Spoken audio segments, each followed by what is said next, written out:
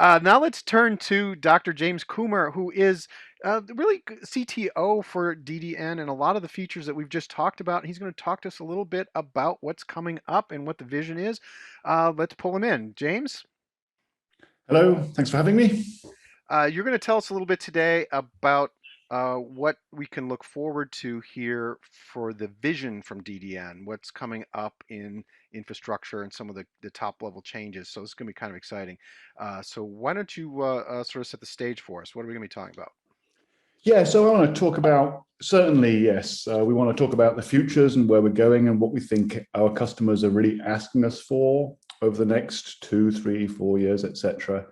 I'm going to start by sort of setting out a level base about where we've got to this year, and then take a peek forwards to next year, basically leveraging some demos we already did earlier this year.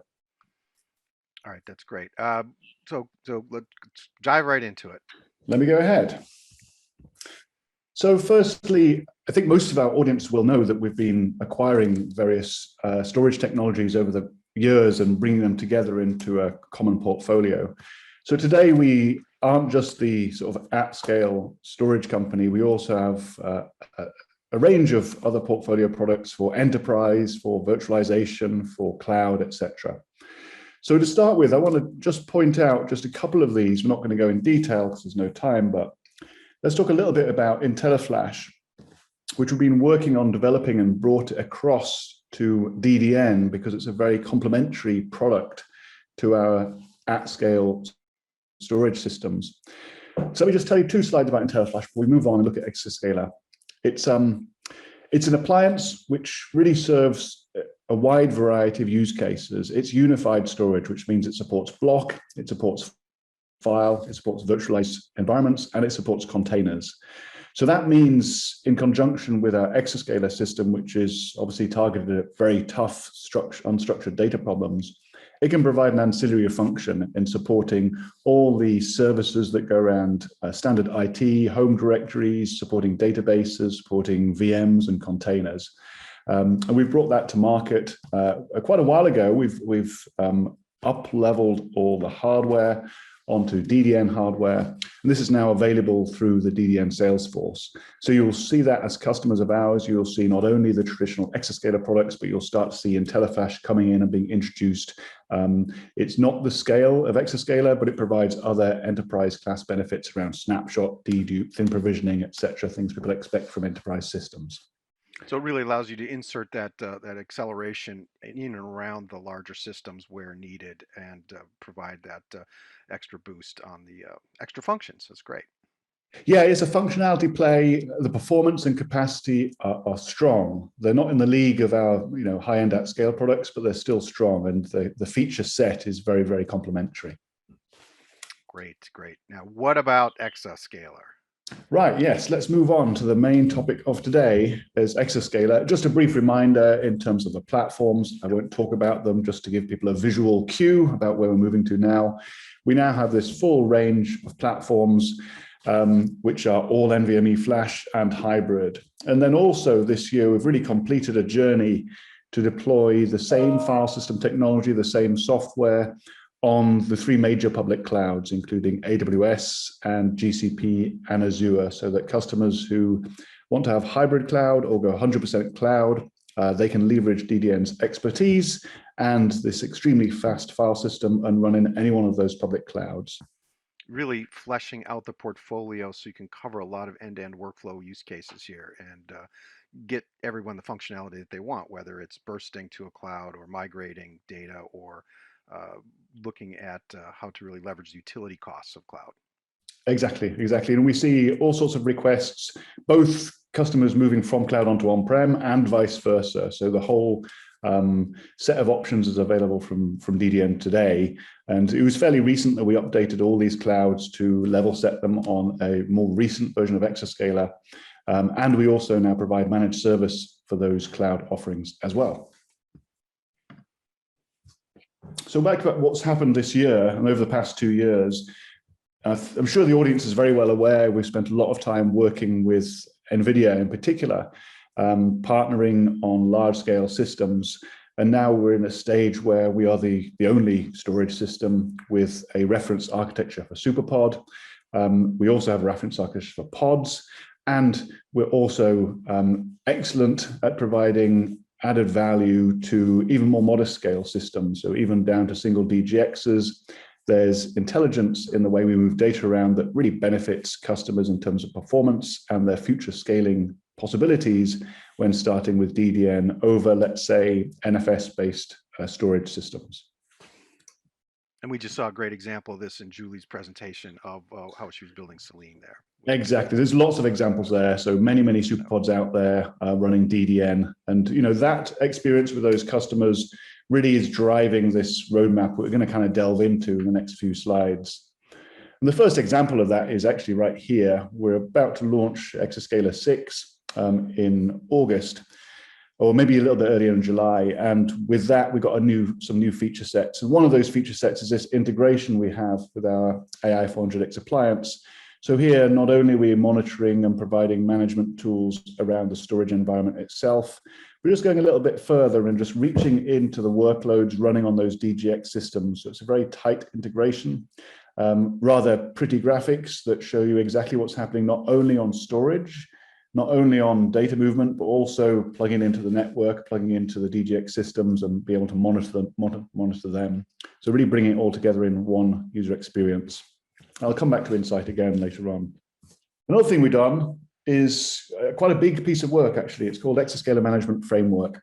So EMF, as we call it, is a ground-up development we've built over several months now to really make much simpler the deployment, installation, upgrade, and scaling of EXAScaler systems. Many of our customers run at very large scale, and it can be challenging to manage those systems at extremely large scale. We always had tools to help that.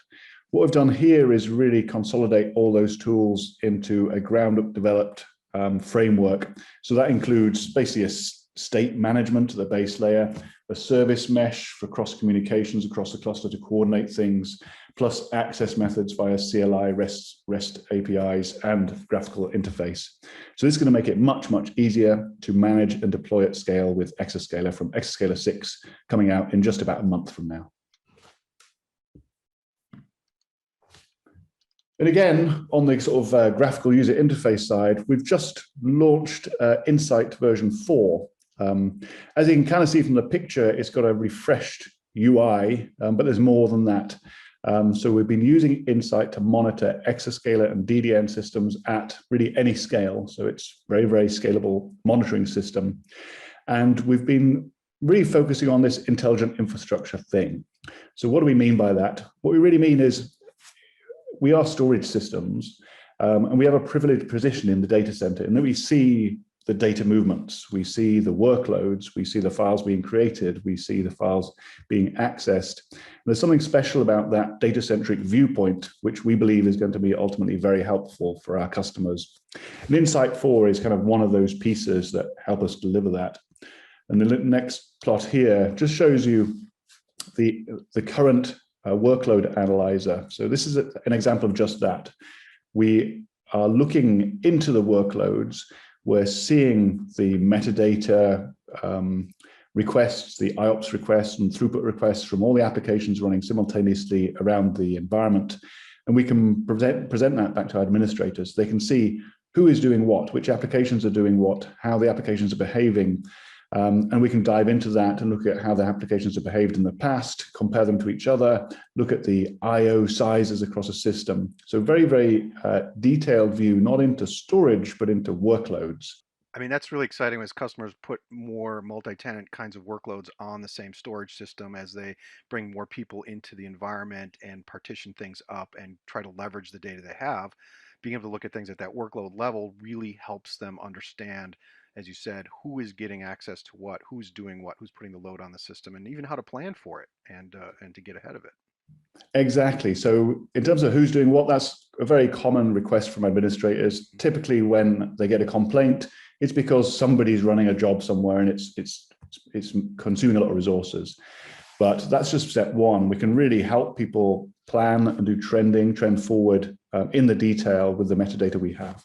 Yeah, I like the message too of being more data centric. So it's not simply about running storage and having storage for storage sake, but now let's focus on the data and getting more value out of the data. Yeah, it's something we really believe in that if you're a storage system, no other storage vendor has really taken advantage of this. You can see things in the network and in the compute side which aren't really visible from any other tools. So I want to just finish off the presentation by looking forward over the next couple of years.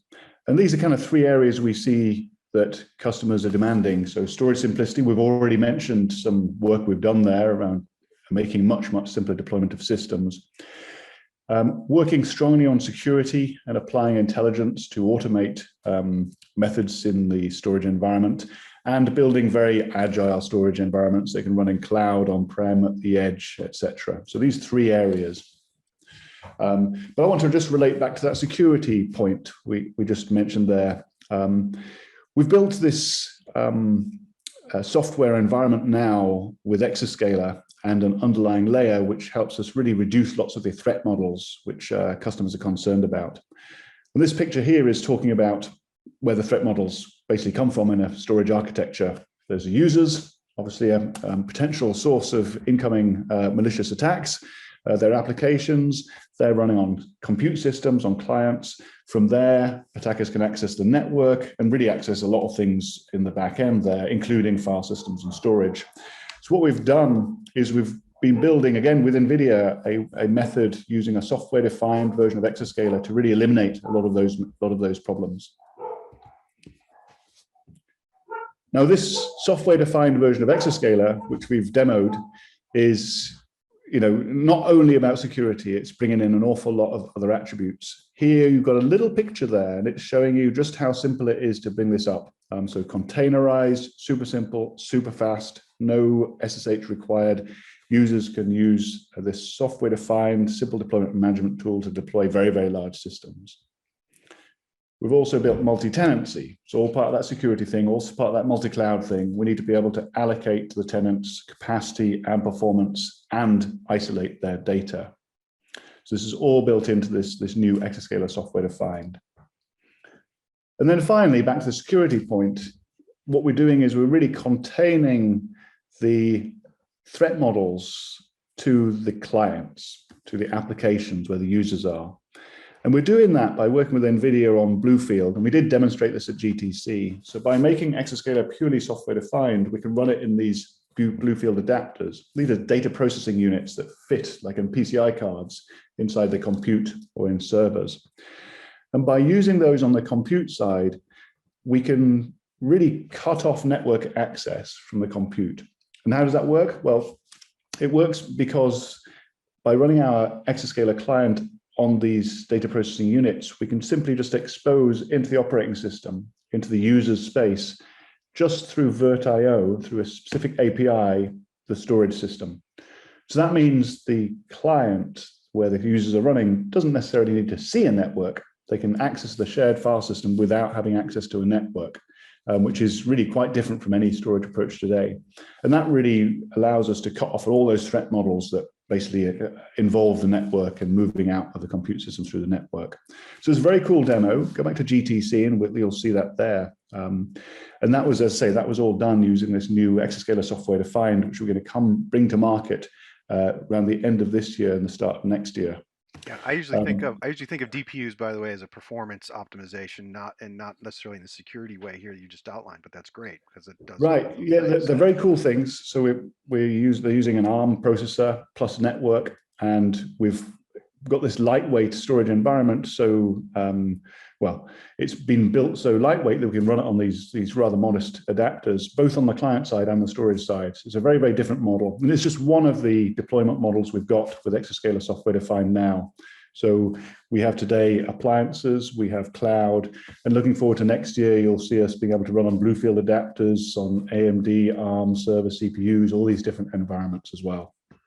That is a great and exciting roadmap of how storage is going to come to be useful everywhere, and people are going to be able to really take advantage of EXAScaler wherever they're at or whatever their architectural needs are, James. Yeah. Thanks for the opportunity. And obviously, we went through a lot of good stuff there. But if people want some more details on where we're going in this current year or what we're bringing forward with EXAScaler 6 or IntelliFlash, then yeah, book a meeting with us and we'll go through it in more detail and a lot slower than I just did then. All right. Well, thank you very much.